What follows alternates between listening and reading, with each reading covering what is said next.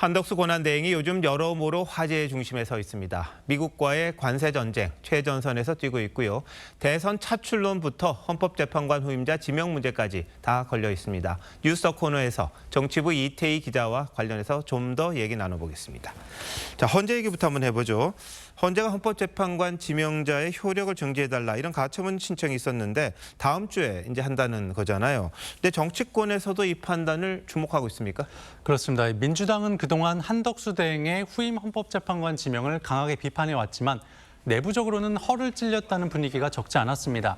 권한대행이 대통령목 재판관을 지명할 수 없다는 명확한 규정이 없는 만큼 논란과는 별개로 실제 막을 방법이 마땅치 않다는 위기감이 있었던 겁니다.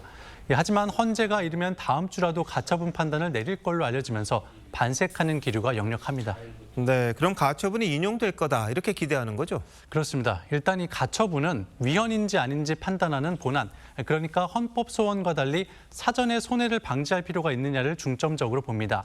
이른바 이 허들이 낮은 데다 정족수가 6명인 헌법 소원과 달리 과반만 찬성하면 인용이 됩니다. 민주당은 헌재 재판관 구도상 인용 가능성이 높을 거라고 보고 있습니다.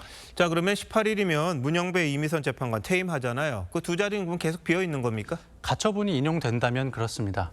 앞서 이진숙 방송통신위원장이 재판관 6명으로도 심리를 받을 수 있게 해달라며 가처분 신청을 냈었는데 지난해 10월 인용이 된 이후 본안 판결까지 3개월이 더 걸렸습니다.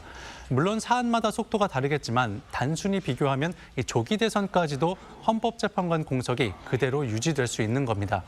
헌재의 가처분 판단만으로 헌재의 구도를 소위 진보 우위냐 보수 우위냐로 뒤바꿀 수 있는 상황이 된 겁니다. 네, 상당히 중요한 판단이 되겠는데 일단 지켜봐야겠군요. 자, 근데 국민의힘에서는 계속해서 한덕수 대행 차출론이 지금 계속 이야기가 되고 있죠. 출마하려면 후보 등록일이 다음 주 화요일이잖아요. 근데 불가능하다 이런 내용이 있던데 어떻게 되는 겁니까? 트럼프발 관제 리스크가 지금 예측 불가능한 상황으로 전개되는 상황에서 한 대행이 며칠 내로 직무를 중단하고 대선 경선에 합류하는 건 사실 상상하기 어렵습니다. 국정을 등한시했다는 국민적인 비판에 맞닥뜨릴 가능성이 높기 때문이죠. 다만 국민의힘이 제시한 데드라인을 넘기더라도 출마 가능성이 사라지는 건 아닙니다.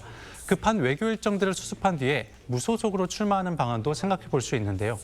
지난 대선 또 2021년 서울시장 선거에서 안철수 후보가 그랬던 것처럼 본선거 직전에 국민의힘 후보와 최종 단일화를 시도하는 방법도 가능합니다. 네, 이것도 뭐 지켜봐야 될 그럴 부분이네요. 근데 오늘 국민의힘 경선 규칙이 확정이 됐는데 이 역선택 방지 조항을 놓고 좀 말이 많습니다. 네, 먼저 역선택 방지 조항이 뭔지부터 설명을 해드리면 여론조사를 진행하기 전에 어느 당을 지지하는지 묻고 국민의힘 외에 민주당이나 다른 당을 지지한다고 하면 조사에서 제외하는 겁니다. 그러니까 국민의힘과 무당층만을 대상으로 조사를 진행하는 건데요. 이 역선택 방지 조항이 도입될 경우 후보들 지지율에 어떤 변화가 일어나는지 보면 최근 여론조사에서 국민의힘 차기 주자 선호도 조사를 하면 김문수 16%, 유승민 15%, 한동훈, 홍준표 각각 11%였습니다. 그런데 국민의힘 지지층과 무당층만을 대상으로 할 경우 김문수 전 장관은 8%포인트가 급등하고 유승민 전 의원은 10%포인트 넘게 지지율이 떨어집니다.